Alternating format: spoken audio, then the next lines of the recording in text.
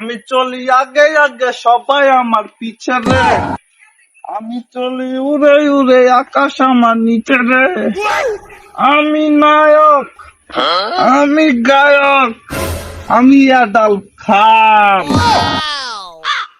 কেডারে বাড়ি পিছু চিল্লাইতাছে, কেডা চিল্লাই রে? খারো আইতাছি, তোর দেহার আছে। তুই চিল্লাস কে রে? কি? তোমার এত বড় কথা? তুমি আমার চিনো? আমি বাংলাদেশের সুদর্শন পুরুষ। তুই তো মহিলা না, তুই তো পুরুষ না, তুই কি বেড়ি একটা বেড়া? তুমি আমার চিনো মিয়া? তুই কেডা? আমি হলাম বাংলাদেশের সুদর্শন পুরুষ। তুই কি কে হিন্দনে নাই বাড়ি তোর মুয়াজকে? গেতাছি গে, যাই আমি তোমার দে নিমুনি, যাই আমি। তুই যা যা যা করে করিস। বাংলাদেশের সুদর্শন পুরুষের অপমান, আল্লাহ রাস্তা অপমান করে আলবাম যাই আগে। তো গাইজ আপনাদের সঙ্গে পরিচয় করে দেবো লিঙ্গ ছাড়া সিংহ, বাংলাদেশের সবচেয়ে সুদর্শন পুরুষ।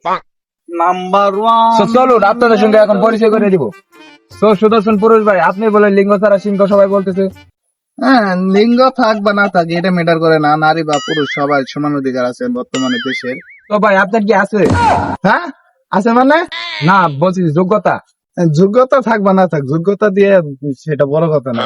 নারী পুরুষ সমান অধিকার, তা সেই হিসেবে আমার দুটোটা যোগ্যতা আছে, বুঝতে পারছেন? আমি আসলে সুদর্শন পুরুষ হতে চাইছিলাম না, আপনারা জোর করে বানাইছেন। তখন আমি কি করবো? তার জন্য ভাবতেছি যে সুদর্শন পুরুষ হোক বা না হোক, একজন টিকটকার হতে পারলেই হলো। তো ভাই আপনার ভবিষ্যৎ কল্পনা কি? ভবিষ্যৎ পরিকল্পনা যেটাই হোক, আমি ভবিষ্যৎ আপাতত ভবিষ্যৎ পরিকল্পনা দেখে করতেছি না। বর্তমানে খালি একজন টিকটকার হতে চাইতেছি। আর বর্তমানে আমাকে তো বাংলাদেশ সবাই চিনে, আপনারা জানেন আমি কিরকম, বুঝেন নাই? তার জন্যই ভাবতেছি যে কিছু না কিছু করতে তো হবো। আপনারা যেটা বলতেছেন, এখন হয়তো আমি বাংলাদেশের পুরুষ হিসেবে আছি, ভবিষ্যতে না থাকতে পারি, বুঝেন? আপনারা যা শুরু করছেন, আপনি এখন কিরমিরি করে উঠবে আসেন কেন? আমি কই আপনার উপরে গেলাম, আপনিও তো আমার ধাক্কা দিয়ে মজা পান নাই। না বেরি একটা বেটার সাথে তো কতক্ষণ যাবো না। উঠে না, কেন কথা কবেন না আপনি? আমি এখন ইজ্জত থাকতে পালাই।